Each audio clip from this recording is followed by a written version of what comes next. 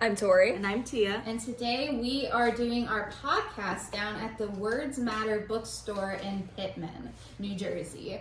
And all throughout this month they will be doing gay pride festivities. So if you get a chance, stop by the Pitman area. It's super cute, has a ton of little stores this month and anytime you got. So today we're discussing the Stonewall riots. That is the starting factor for the modern day gay civil rights, and is the starting point for June becoming Gay Pride Month. So happy Pride Month, Happy everybody. Pride! So Stonewall riots occurred on June 28th, 1969, when police raided the Stonewall Inn in Greenwich Village, New York. It was a popular gay bar, and the violent protest occurred throughout the following 6 days. So just some background history on the Stonewall Inn, which was the bar itself that was owned by the Genovese family, the New York crime family. A lot of organized crime families owned gay bars specifically because they were the kind of more underground bars in the city, and it made it a little bit easier for mob activities to kind of go on, and it also gave people a place to go in the city. Yeah, especially since prior to the 19th and even modernly, the persecution of queer people, queer folk, and so it was hard for them to find safe spaces in which you could meet other people, form a community. So gay bars was a big space where people could go. Yeah, especially for trans people. And mainly, it's very important to highlight, talking about Stonewall and Pride in general, Black trans people, Black trans women, trans people of color, because they were and have always been at the forefront of all of the fighting for our rights. So just a little plug for that. Marsha P. Johnson, yes, who was at the Stonewall riots. She was actually a New Jersey native. New Jersey represent. Let's go. New Jersey represent. She was born in Elizabeth, New Jersey on August 24th, 1945. And she was a activist throughout the 60s and 70s. She started the Street Transvestite Action Revolutionaries, which was home for homeless transgender people, and so she was a huge activist. I saw online that the P stands for Pay It No Minds. Oh. Yeah. Sadly, she passed on July 6, 1992, after she was found in the Hudson River. Initially, they claimed it was suicide because of her struggle with mental health, but nobody in her corner and a lot of people didn't believe that. Yeah. So there's a lot of mystery behind her passing, but she did lots of amazing good work and always had a beautiful smile on her face, and that was a big thing she was known for. And then additionally, I was looking at in the 1940s to the 60s, right before the Stonewall riots, you had what was called the Lavender Scare that was occurring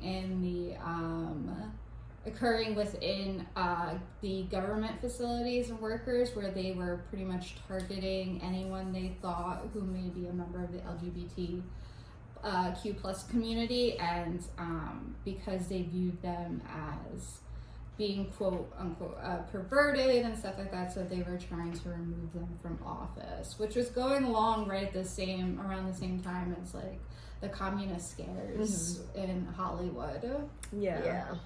Yeah, and I know that since then, specifically lesbians, but members of the LGBT community have sort of reclaimed lavender. So the Lavender Scare now, I know lesbians will call themselves Lavender Menaces, things like that. I love that. So Yeah, I think language is incredibly important, and being able to take your power back Exactly. through language. There's this great documentary that is on Amazon. It's a couple years old. I did a blog on it several years ago called The Circus of Books. Really quickly, what's your blog? My- I'll plug it real quick. Yeah, it doesn't have like a name. It's just my full name, BrittanyIngersoll.com, and I try to do monthly blogs, but because I've been in school, sometimes I fall off the wagon, but I'm back to doing it monthly. I just did one on a little book that I bought in Philly that was on this Sherlock Holmes character that supposedly truly existed in Chicago. What? I was telling Andrew about it, and he's like, I don't think this guy was real. And I'm like, every source I'm finding is kind of proving. His name is like Clifton Wooldridge. And yeah, he was a detective in Chicago at like the turn of the century, and he would have disguises. That sounds like a guy who would exist. Yeah, Yeah. totally ridiculous looking. But yeah, there's photos of him and disguises on my blog. But yeah, check it out.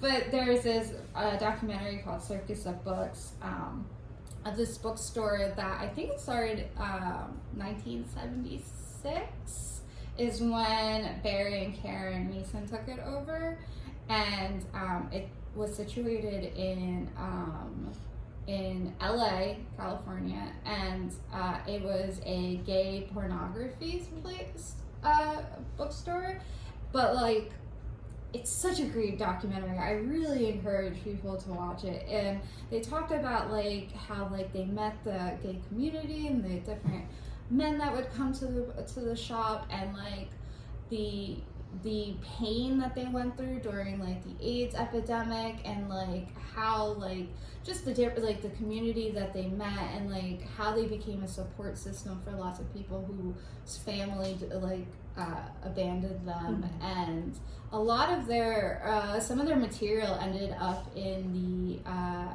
think it's the Gay Archives in UCL.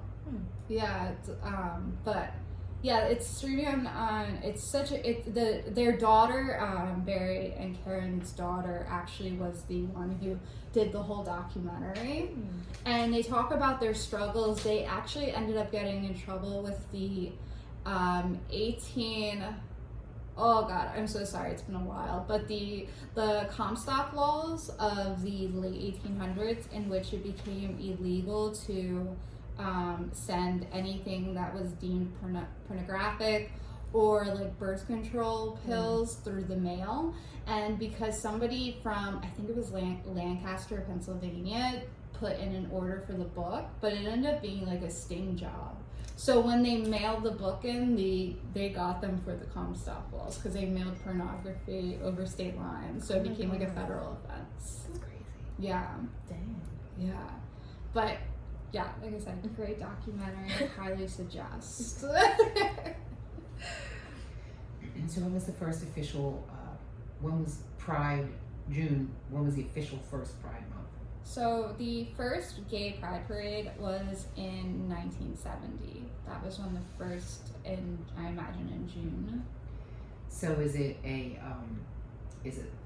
official thing now, or is there legislation now? I don't know if there's less legislation. I know it's something like everyone acknowledges. I'm going to assume, but I did not look into I didn't look into the legal aspects of whether it was truly confirmed of. But we all said it is, so it is. Yeah, we say so. I mean, listen, laws said that gay marriage wasn't legal until 2015, so who cares what they have to say about it? Exactly. They're June is always Pride behind. June is Exactly. Pride Month. Yes. Okay.